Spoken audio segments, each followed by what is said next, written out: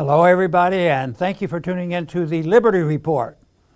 With us today is Daniel McAdams, our co-host. Daniel, good to see you this morning. Happy Wednesday, Dr. Paul. How are you? Good. Are you ready and raring to go? Yes, we have some good news, so I'm excited. Well, that's what we want to start off with. Hopefully we can finish off with a good news story, too. We'll try it. But there'll be a few scary things in this program because you can't pretend the world's perfect, and we just know which way we're striving for and what we're striving for. But in the begin with, we want to go to a good news story because, the judicial system, the FBI types and Department of Justice, there's a lot of corruption there. CIA and FBI, people who are supposed to protect the law, enforce the law. That's one thing. But the judges, and some of them have been appointed by Republicans, some have been appointed by Democrats, but there's been some favorable rulings. This president figured that the laws weren't written by Congress, and you didn't really have to have a law, you just had to have an executive order. But that was learned from the Republicans as well as the Democrats. So when this epidemic came, boy, this was exciting. Everybody all the way down to the school board and the sheriff and others, they could just write a mandate. But the big issue now in these last several months, and which has been very helpful to our argument, have been the uncontrolled mandates by the president that made no sense, and at the same time the people were sick and tired of mandates, and a governor like DeSantis in Florida was thriving on the silliness of expanding it. Yeah. So DeSantis is doing one thing, going in opposite direction. Texas, even Texas had to reverse their pattern and try to get rid of some of the harm done by mandates. But not the president. He's determined. You have to give him credit. He hasn't given up. He's still doing it there. But guess what? The roadblock has been in the courts, and that's pretty good. Yeah. And there's been several now. They've had these mandates about how to force people to be obedient. There was an OSHA case, and the other cases that came up.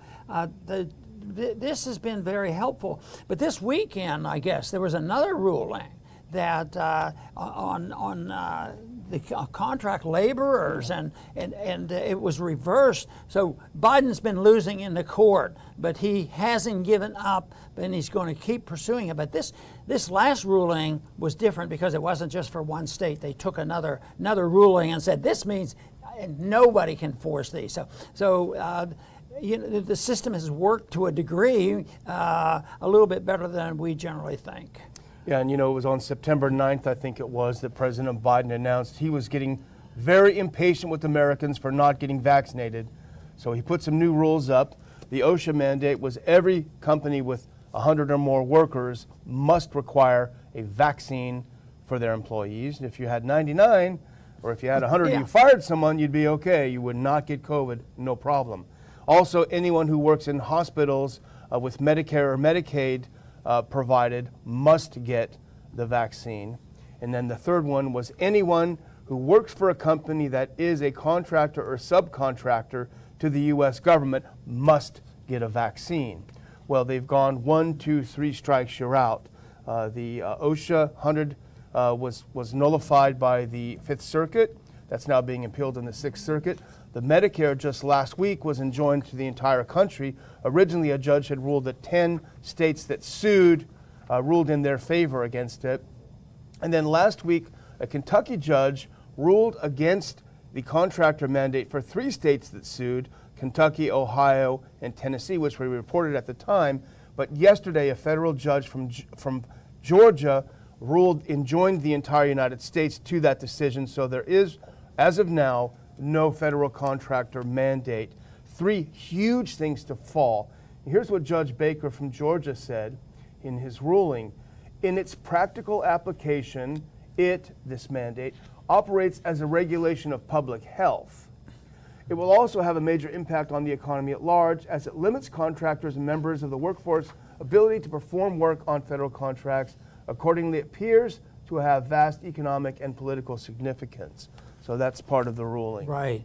Now, our friend Jonathan Turley Yeah. keeps good tabs on this, so if people are really looking to follow this, he'd be a good one to follow. He's been a friend. He, of course, you're well aware of the fact that he was close friends with my office when we were in Washington when we first started the Liberty Committee, and had the luncheons, which were very favorably accepted, and they're still talked about. Even though, in a way, I thought, why are they talking about it? It wasn't that big a deal, Well, it was an issue deal, but there weren't a lot of people. We didn't get hundreds of people, coming to my office, making sure they can come. There were people who came for a very special reason. But I think Jonathan either was there. I know he was there twice. He could have been there even more. But we've stayed in close in touch with him. So we have relied on him, and he's very, very thorough and understands this issue very well. And he does a good job in a column he did today on his site, jonathanturley.org, which we've reprinted on ronpaulinstitute.org, where he makes a very interesting point that I think we should contemplate. And this isn't rare. All presidents do it. It's basically the kill 'em all, let God sort it out strategy, which is that do something you know is illegal and let the courts find it illegal. But what is unusual is for the Biden administration to actually herald the fact that it's doing this. And this is Jonathan Turley writing. Chief of Staff Ron Klain went to Twitter to herald the use of OSHA as a, quote, workaround of the constitutional limitations placed on President Biden. He advertised it. We are working around the Constitution. Now, could you imagine if Trump had come out and said, hey, I know this is illegal, but I'm working around the Constitution? There would be a fourth, fifth, sixth, there'd be more impeachment hearings than there would be booster shots, right? So this is what is happening. And I wrote about this yesterday on Ron Paul Institute's website, too. On a more serious note, though, in the meantime, between when this was promulgated in September and now, imagine the agony of people facing this horrible choice. Do I lose my job? Do I lose my livelihood? Are my kids going to go thrown on the street if I don't want to take a medical treatment that the CDC itself says doesn't act like a vaccine, it doesn't prevent infection, doesn't prevent transmission? So people have had heartache, and in my article I went a little further. I said it's a form of terrorism.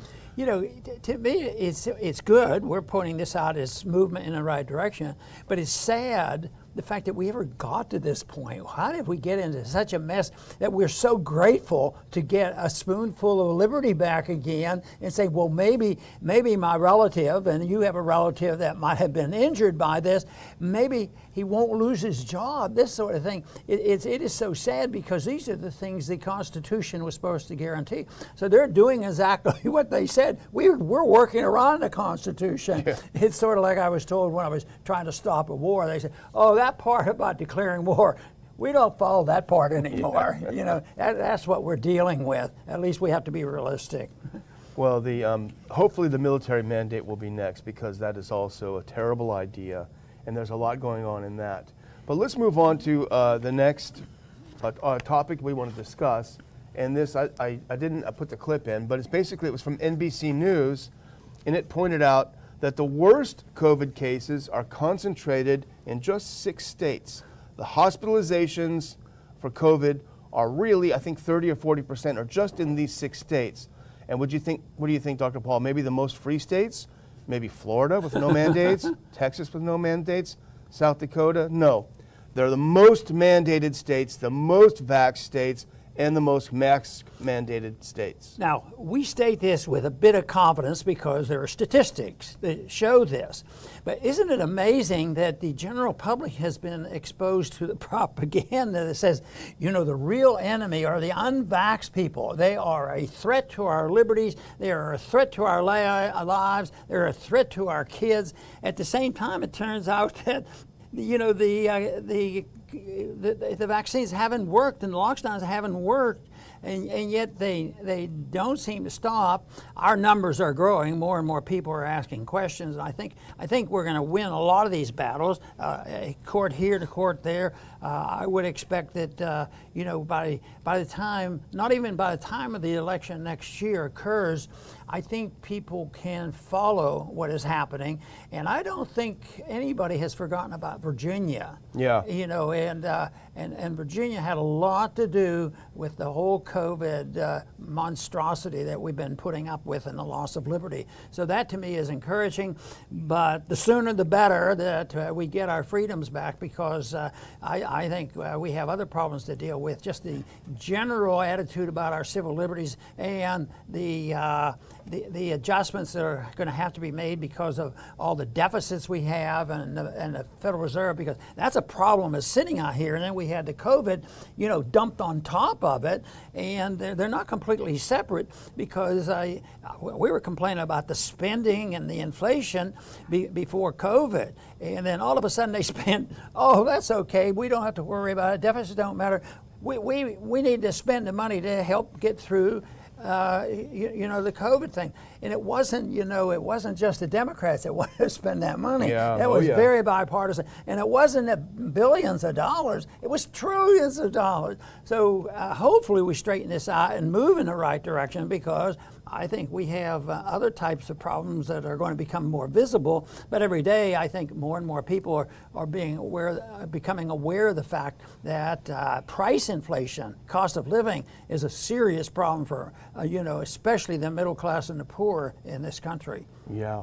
Well, you know what? They don't want to talk about these 6 states and others that are the most locked down. And they might want to slap us around for misinformation. But in fact, as you say, these are facts.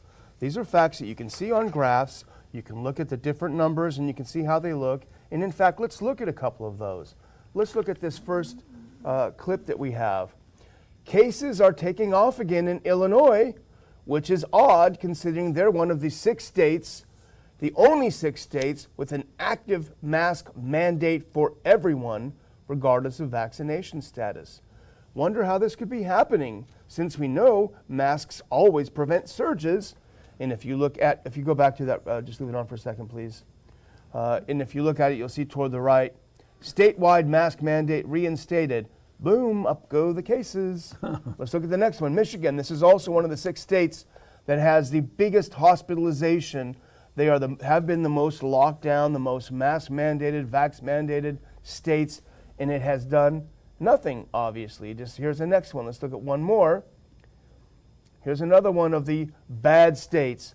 Cases in Massachusetts are up 2,552% since Fauci said that with 50% of adults vaccinated, we wouldn't see surges like we've seen in the past.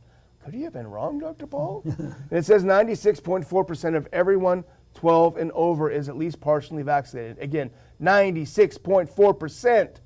Yet they're rapidly approaching last winter's surge. Look at that number go. Completely vertical. But guess where they're not rushing to the hospital, Dr. Paul? Thank goodness. Let's look at the next one. The horrible state of Florida, where DeSantis wanted to kill people, the blue state said a few months ago. There's a little tiny winter bump. Yeah, people are getting a cold over there. But it's nothing like the places where they're locked down and masked up and vaxxed up. I don't know why that is. Yeah.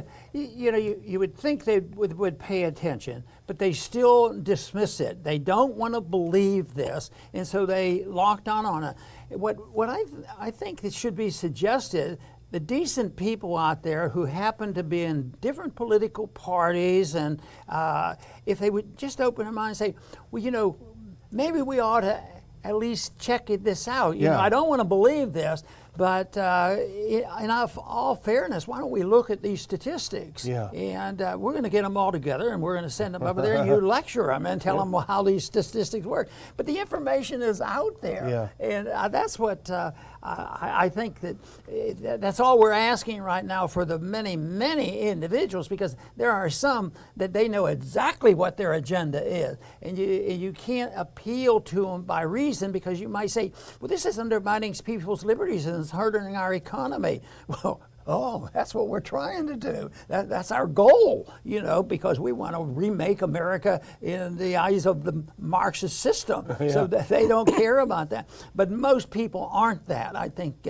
a very, very small minority are in the planning stage of, I want to destroy what we have because we all have to become Marxists. See, I don't believe that, but we're the propagandists have sort of have control of that scenario, and a lot of people have gone along with it by believing, well, you can't not take care of the kids. You have to make sure they have their vaccination, and the authorities are telling them this. So it is to me, the challenge is who's telling the truth. Yeah. And right now there's a fertile field out there for people who are looking for the truth. So I hope we can contribute a little bit to finding out what the truth really is. And you make a good point there. We are not claiming to have any conclusion. All we're saying is that these charts look pretty weird to us. So why is nobody interested in investigating? If someone looked into the numbers and said, well, these are way off, I don't know where these are coming from, that would be something different. But all they can do is cancel people for pointing out that something strange is going on. We don't know what it is. Our goal is to have it investigated, not to reach a conclusion. But I guess we move on to the next one. Dr. Paul, this is not going to shock you. If you've looked at the Dow lately and you've looked what's happened to Pfizer and Moderna, if you look what happened to the shareholders, probably a lot of people in Congress have got a few shares of these. Put up this next clip, if you can, from CNN Health. Omicron's here. Guess what? Protection against Omicron coronavirus variant improves with 3 vaccine doses, Pfizer says. You got to get 3 more of them. Oh boy. I wonder how that is calculated. Do you think they look at the bottom line when these things come out? They might say, hey, there's been a blip downward. We better be careful. So all of a sudden we have to have another emergency and another variant, and they can keep it going. But if people are really looking around, they need to really keep studying about viruses and what variants are and what it really might mean. There may be good news in the development of variants, as some have reported, rather than it being a sign, well, it's worse that we have to lock down and we have to scare more people, we have to add another vaccine shot to it. It's positively amazing that the solution is always continue to do the same thing that's caused all our trouble. Yeah, it is. Well, we do have a video clip, and this is the CEO of BioNTech, and you might want to put on your earplug, Dr. Paul, if you want to hear it. But if we can cue up that video, this is the CEO, BioNTech. He's telling people, yes, we've got something to fight the Omicron, which everyone says is really not that bad. It's like a common cold. He says, our new thing is great. It's 3 more shots. Let's listen to the CEO. Yeah, particularly with the data now coming for the Omicron variant, it is very clear our vaccine for the Omicron variant should be a 3-dose vaccine. So you had the 2 shots, and then they said you got to get a booster. Okay, so you got your booster. This is in the course of 1 year, Dr. Paul. You're a good little robot. You go and you get your 2 shots, and then the government says, nah, that's not very good. You need a booster. So you get your 3rd shot. And then this guy comes on the screen and says, nah, you need 3 more. So in the course of the year, they want people to take 6 shots of their mRNA vaccine that we were told was 100% effective just a couple of months ago. I just wonder how many people are going to go along with this. We're mentioning here, and others have mentioned too, that there's pretty good evidence that this is not a solution. Just more and more shots is not a solution. We talk a little bit about the money. You just did it. I mentioned about the profits made. So that's another indication. But there's one other factor that's popping up all the time, which really frightens me about looking at that, and that is, could these booster shots and all the vaccines be a major contributing factor to the complications that we're reading about, and we hear stories that are not adequately reported, but in a way reported but ignored too. So that is a major thing. It probably is not helping, costs a lot of money, and that it's creating a new problem. And I think there are some people who are making the case that all this nonsense helps create the variants or interfere with the variants that are serving a medical benefit, because the world has gone through many viruses, and we go through cold viruses every year. So what if the whole country woke up and said, in a way, it is amazing. I really wasn't all that sick with this thing. But today, right now, I saw an article that showed that people are having more heart attacks and pressure, chest pressure. And I got to thinking, well, you know, you can make people sick by, if they get hysterical about it, all kinds of symptoms come up. And all of a sudden, small little symptoms can be blown out of proportion, and the emotions that are built up. And I think there's a lot of that going on in our society, because people actually are acting not as if this is a problem that we can deal with, but it's the end of the world. Yeah. And I mean, that horrible story the other day, that the guy gets so depressed over this, and the fact that you know, he forged somebody's passport, and you get penalized on that. So he got depressed. And you know what happened? Now he killed himself and his family. I mean, that of course is just outrageous. But there's a lot of in between.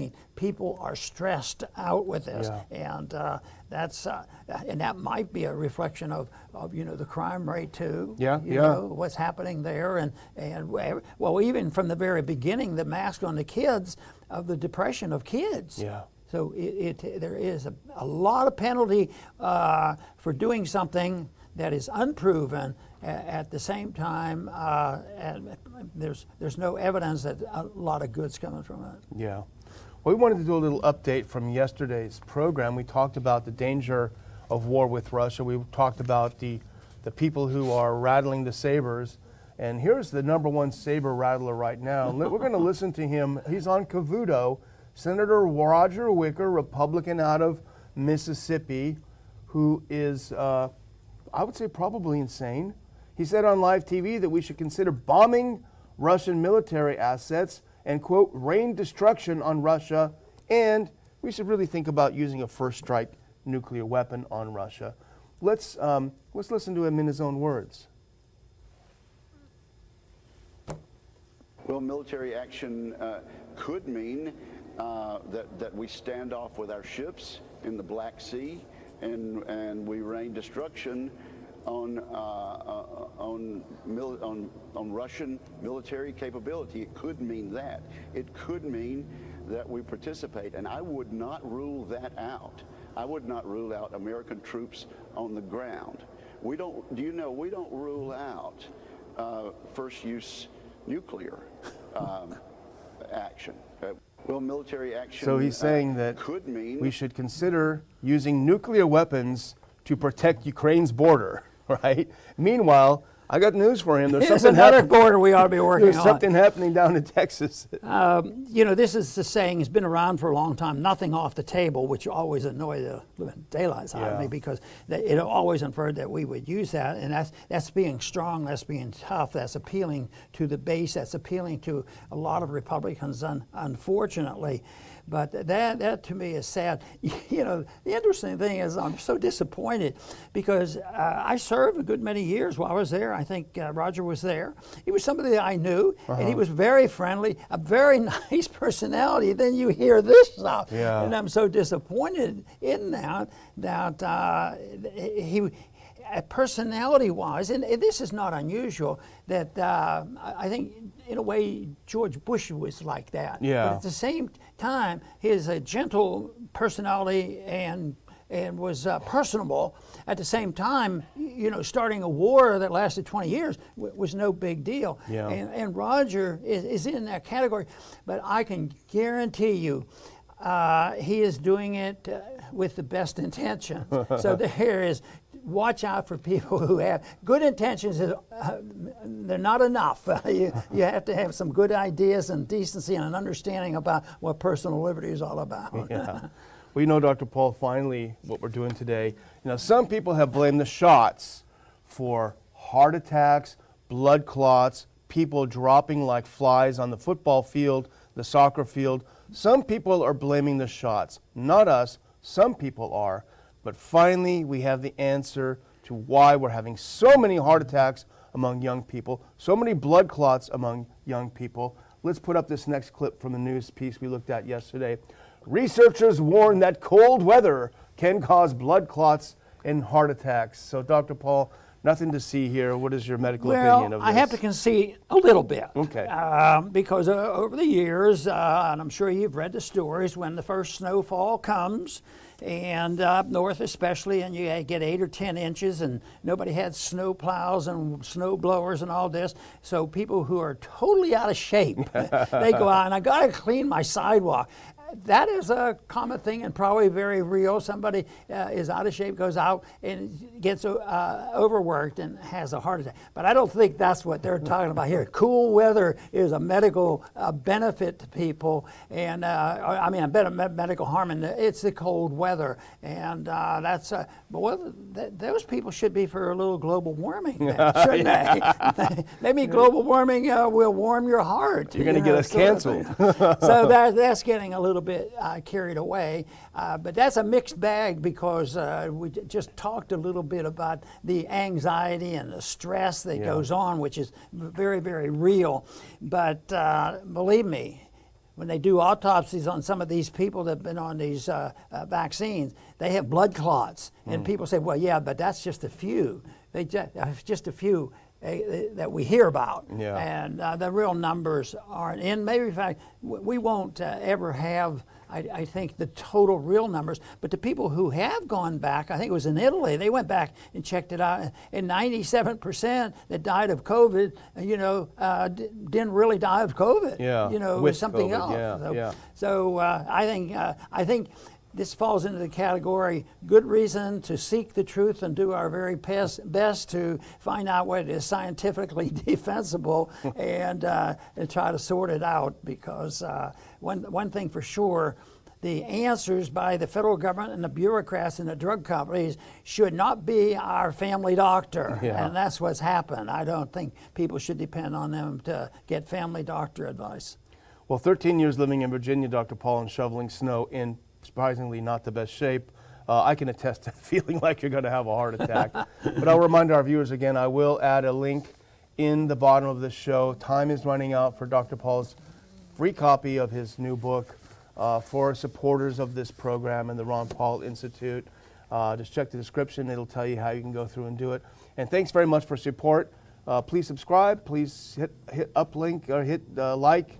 Share it with your friends. Push it around. Let's get more subscribers and get the word out, and we appreciate your helping us do that. Dr. Very Paul. good. I want to just emphasize one point that we made early in the show, and that is the courts have been somewhat helpful to us, and just this recent court ruling means that the mandate efforts by the president, the brakes are being placed on there. That is good, and the pressure has to continue, because their whole goal and their understanding is that they have a right to go around the Constitution, which is the way Washington works. So yes, there's been some good judges ruling correctly.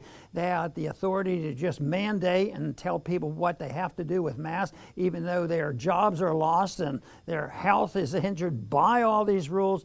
It means, though, that we have to continue the fight that we have, because I do believe that truth does win out in the end, and people will want to strive for more information. I think election year is coming up. I think it's a ripe time for finding out what the real polling is, and I think the real polling may be that there's much more determination to restore some decent order and more freedom for the individual from what we found out in Virginia. So, and I would say the results in Florida are great, and we've had some improvement here in Texas. So there are people moving in the right direction. So there's reason for us to continue.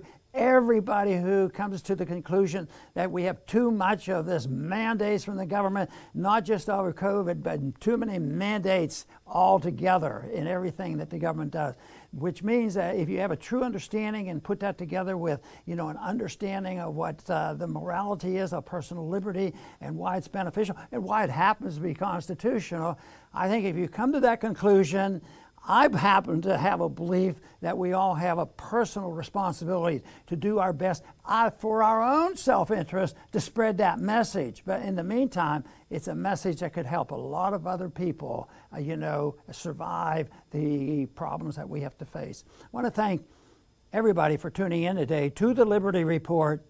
Please come back soon.